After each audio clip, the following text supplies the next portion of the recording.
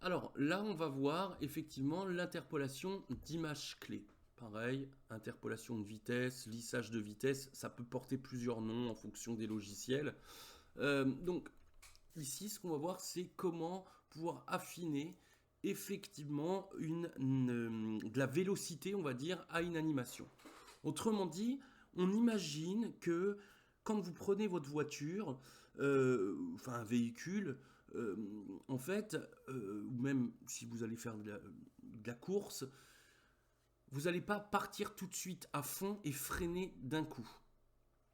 On va prendre la voiture, vous allez effectivement démarrer lentement et venir jusqu'à la vitesse pour vous stabiliser. Et au moment de freiner, vous n'allez pas freiner brutalement, ça s'arrête net, vous allez en fait décélérer. C'est-à-dire que vous allez progresser et décélérer, donc accélérer, décélérer. Mais on pourrait par exemple imaginer de faire accélération, freinage brut, donc accélération d'un coup et freinage progressif, etc., etc. Je vais créer un solide rouge. Voilà, hop. Et je vais venir, par exemple, dire clac, ce solide. Alors, je vais le mettre, par exemple, ici. Allez, on va dire à 35, par exemple. Hop. Je vais le mettre ici. Et je vais venir faire une animation. Comme on a vu tout à l'heure. Donc, ici, il va venir, hop, se positionner pile poil ici. Hop, voilà. Donc maintenant, je vais lui dire, tu viens effectivement créer donc une course. Donc si je fais ça et je fais ça, par exemple, hop, à 2 secondes, je vais venir ici. Hop, voilà. Qu'est-ce qu'il va me faire? Il va tout simplement partir d'un coup et s'arrêter d'un coup. C'est-à-dire qu'on appelle ça une animation linéaire ou une animation constante. C'est-à-dire qu'il part aussi rapidement qu'il s'arrête.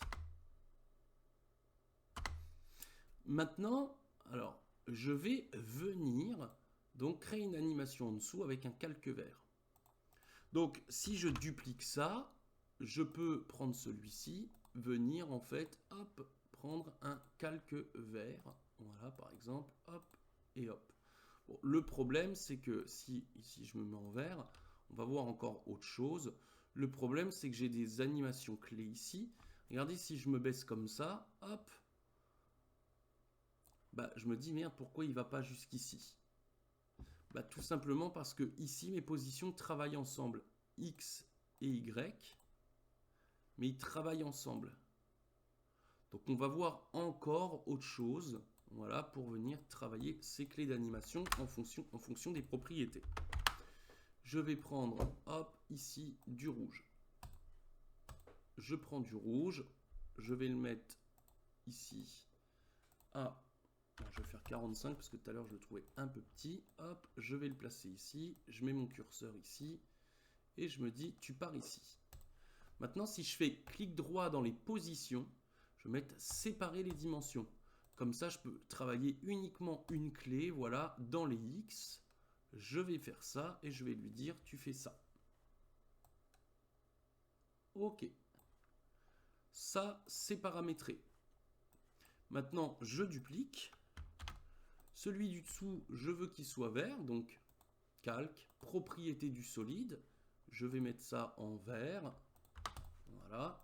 On comprendra en fait la profondeur de couleur en RVB dans des cas plus concrets, mais pareil, encore une fois, je vous renvoie à mon livre dans le lien dans la description ou directement à l'achat pour la somme de 45 € en auto-édition, ce qui fait un peu cher.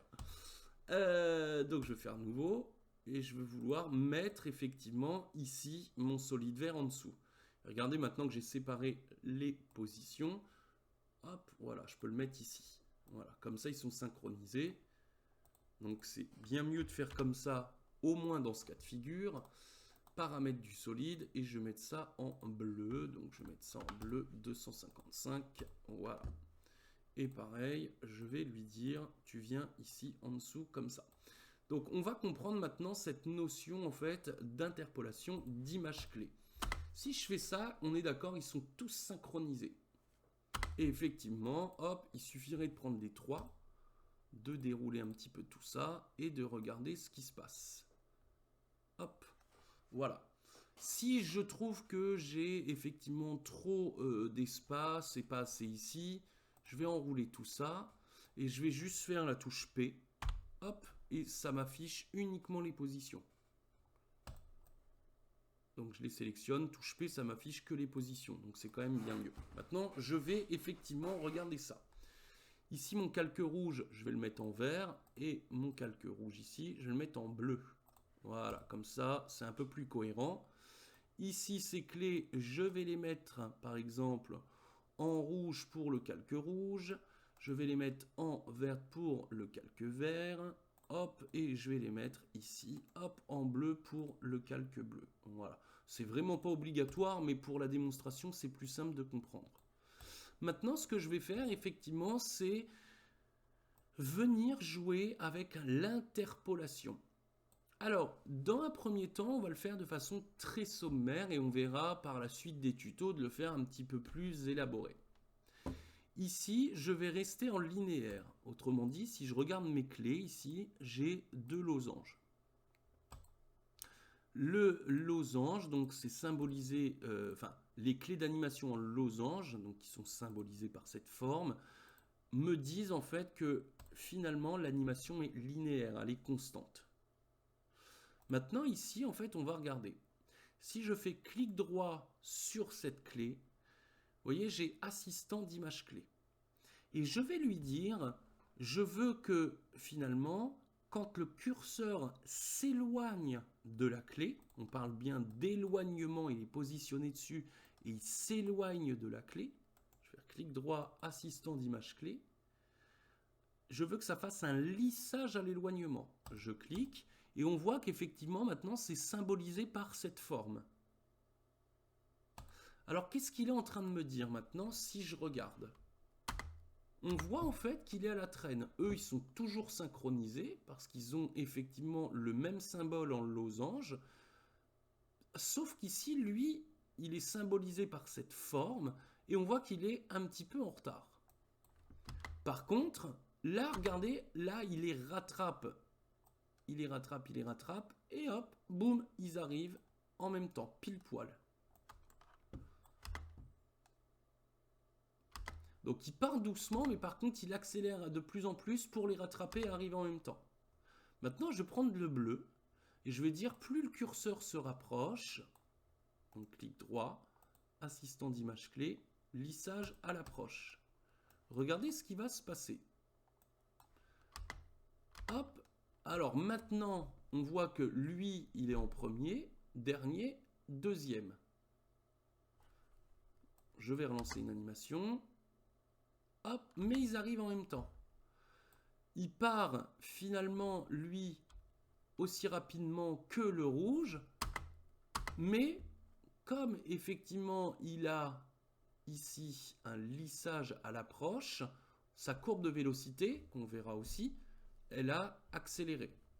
Par contre, effectivement, plus il se rapproche, plus il commence à ralentir. Et les autres le rattrapent. Là, on croit que c'est terminé, qu'il a terminé sa course, mais non, si je zoome ici avec la petite montagne, on voit qu'il me reste effectivement à parcourir ça, et hop, on voit qu'il n'avait pas fini sa course. C'est bien la preuve qu'ils arrivent tous en même temps. Donc en gros, maintenant, qu'est-ce que j'ai fait, qu'est-ce que j'ai dit? C'est-à-dire que ici, le rouge, il n'a pas effectivement de lissage de vitesse, en gros, pas d'interpolation, il est constant. Lui, je lui ai dit, tu accélères progressivement et tu arrives net. Lui, je lui ai dit, tu accélères d'un coup et tu arrives lentement. Maintenant, si effectivement, je viens cliquer sur ce qu'on appelle l'éditeur de graphique, je clique dessus et je vais cliquer ici, par exemple, sur le X. Qu'est-ce qu'il est en train de me faire? En fait, il est en train de me dire que quoi qu'il arrive, donc le X est symbolisé par le rouge, quoi qu'il arrive, regardez, hop, ça reste constant tout le long. Maintenant, si je clique sur le X donc ici de mon calque vert. Lui, en fait, il est en train de me dire qu'effectivement, il part lentement, mais il accélère, il accélère, il accélère, et il décélère en fonction. Et lui, il fait le contraire. Il part rapidement, il décélère, et il arrive en fonction. Voilà. Alors après, on peut venir afficher effectivement, voilà, d'une certaine manière. On a tout un tas de choses, mais on verra en fait effectivement si on veut mieux comprendre. Voilà, on peut afficher comme ça et comme ça. Voilà, hop, ici avec modifier le graphique de valeur, on comprend mieux effectivement que là, il est effectivement donc par le graphique, je pars rapidement et j'arrête rapidement. Ici, je pars lentement et j'accélère. Et ici, je pars rapidement et je décélère. Voilà. Donc on pourrait zoomer pour mieux comprendre ce qui se passe. Maintenant, effectivement, si j'efface tout ça, donc je vais effacer, je vais regarder juste le vert au milieu, voilà. Si je regarde un petit peu tout ça, donc je pars d'ici, je vais dézoomer, je vais venir à 3 et je vais lui dire, voilà, tu refais la même chose. On est d'accord que, effectivement, ici, comme mes clés sont symbolisées par le losange, effectivement, il est en linéaire. Si je vais dans mon éditeur de graphique, je clique sur X, on voit qu'il est linéaire, boum, il part aussi rapidement qu'il arrive. Si je fais clic droit, assistant d'image clé, et ici je fais lissage à l'éloignement. Il est symbolisé ici par cette forme. Si je retourne ici, on voit qu'il est une courbe. Mais par contre, il commence doucement et il accélère. Et il arrive et il s'arrête d'un coup. Si maintenant je viens ici, je fais par exemple, hop, assistant et lissage à l'approche. Je retourne ici. On voit qu'il part doucement, il accélère, et plus il se rapproche, et plus il va décélérer. À l'éloignement, quand on s'éloigne, à l'approche. Donc effectivement, si on regarde ce qu'il fait maintenant, il part doucement, il accélère et il décélère. On verra si maintenant je me mets une seconde, on voit que j'ai des points ici. Et plus en fait j'éloigne mes points, et plus effectivement on comprend ce qui se passe. Donc les points effectivement, ils vont se rapprocher. Donc là on voit en fait que si je regarde ici, les points qui se rapprochent, c'est la vitesse qui réduit. Les points qui s'éloignent, c'est la vitesse qui augmente. Effectivement, si on regarde ce qu'il fait, doucement, il accélère et il revient doucement. Il freine tout doucement. Et si maintenant, je lui dis, tu fais ça sur une seconde, part doucement, hop. Alors après, il faut le voir quand même. Si je fais ça sur 10 secondes, je peux essayer d'aller comprendre ce qui se passe. Effectivement, il part doucement, il accélère comme une voiture et il arrive progressivement. Tout doucement. Voilà, il accélère. Et là, il va commencer à décélérer gentiment. Et voilà. Maintenant, tout ça, si je vais dans l'éditeur de graphique, à partir du moment où j'attribue effectivement, donc, sur une des clés, un lissage, effectivement, ici, je vois que si je clique sur un des points, à condition effectivement d'avoir modifié le graphique des valeurs, ici, si je clique dessus, on voit que là, j'ai une extension que je peux jouer avec. Donc par exemple, je prends cette extension, je peux maintenir par exemple, ici, je clique, je maintiens Shift pour vraiment rester dans les X, et je vais faire ça, hop, et voilà, comme ça m'évite effectivement, hop. Et là, qu'est-ce qu'il va faire? Il va y aller tout doucement, mais là, il va accélérer beaucoup plus vite. Alors, pas mettre ça sur 10 secondes, ça va être un peu long, mais on va essayer de comprendre ce qu'il fait. Il accélère doucement. Là, il accélère et il décélère. Voilà. Si je retourne ici, je vais... Hop, je maintiens touche X, ça évite en fait que je parte un peu comme ça. Donc, je fais mon clic, je maintiens Shift, je vais mettre comme ça, hop. Je clique, je maintiens Shift et on va y aller encore. Voilà. Donc là, je suis arrivé au bout du truc. Donc, qu'est-ce qu'il va faire? Tout doucement. Là, il accélère d'un coup et il revient tout doucement. Donc, c'est vraiment génial parce que c'est vraiment paramétrable dans le temps. Si je veux vraiment qu'il accélère que à partir d'ici, hop, tout doucement, il accélère et voilà. Maintenant, si je veux mettre des clés intermédiaires, ici à 1 seconde, par exemple, je veux lui dire, hop, tu viens, hop, tu fais ça. Alors déjà, je vais retirer ça et je vais lui dire, je mets une clé ici. À 1 seconde, je veux que tu fasses ça. À 2 secondes, je veux que tu fasses ça. À 3 secondes, je veux que tu fasses ça. À 4 secondes, je veux que tu fasses en fait ça. Et à 5 secondes, je veux que tu fasses par exemple ça. Voilà, comme ça. En fait, on voit que j'ai plein de clés intermédiaires. Là, on voit effectivement, si je clique ici, je vais dans l'éditeur de graphique, on voit effectivement que c'est très linéaire. En fait, j'ai pas d'arrondi. En fait, mon animation, elle va faire ça. Mais on sent que ça manque de vélocité. Alors, je vais juste aller ici, parce que je trouve que, hop, je vais faire ça, et je vais faire ça. Non, je vais faire ça, par exemple. Voilà. Et en fait, on voit que c'est un peu bizarre. Et j'aimerais bien mettre un petit peu plus de vélocité à ça. Mais je ne vais pas faire, par exemple, clic droit, à l'éloignement, clic droit, à l'approche, clic droit, à l'éloignement, clic droit, à l'approche. Vous imaginez un petit peu le bordel à chaque fois. En fait, ce que je vais faire, c'est qu'on a effectivement pour toutes ces clés, je vais toutes les sélectionner. Je vais faire clic droit, assistant d'image clé. On a vu à l'éloignement, à l'approche, et je vais lui dire, ce coup-ci, vous voyez, on a 3 types de lissage, et je vais lui dire, tu fais un lissage de vitesse sur toutes les clés que j'ai sélectionnées, ou je pourrais faire F9. Si je fais ça, maintenant, c'est symbolisé par ça. C'est-à-dire que lui, il a lissé sur toutes les clés, en fait. Il n'a pas, pas fait, en fait, du linéaire. Il a vraiment tout lissé. Et si on regarde bien, effectivement, il est venu tout lisser à chaque fois qu'il a trouvé une clé. Et ici, je pourrais réajuster si besoin. Mais maintenant, on voit qu'effectivement, si je clique, tout est effectivement en courbe de Bézier. C'est-à-dire que on a vraiment de la courbe. Et effectivement, maintenant, ça n'a plus rien à voir. Et voilà. Donc, si j'ai envie de dupliquer ça, je vais lui dire, par exemple, ça, tu te mets en bleu.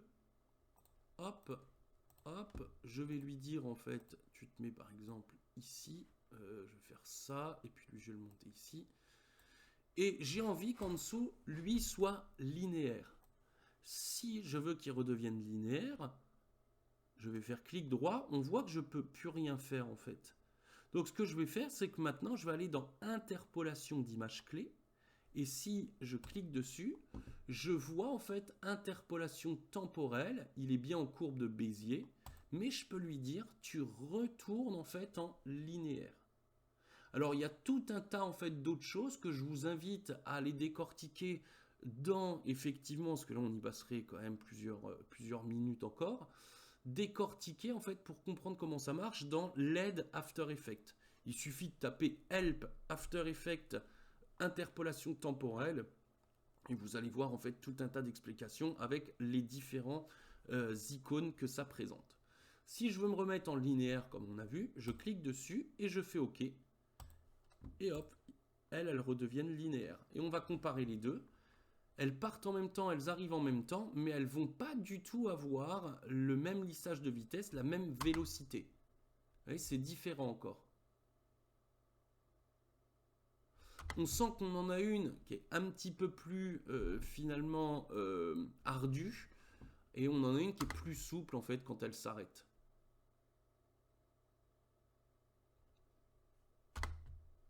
Donc maintenant, là je vous l'ai montré dans des formes primitives, mais quand vous allez faire des animations en tout genre, que ce soit en motion design, avec des éléments graphiques, avec du texte, avec des personnages, mais aussi quand vous allez faire ça pour du VFX, euh, effectivement, il va vraiment falloir jouer avec l'interpolation d'images clés.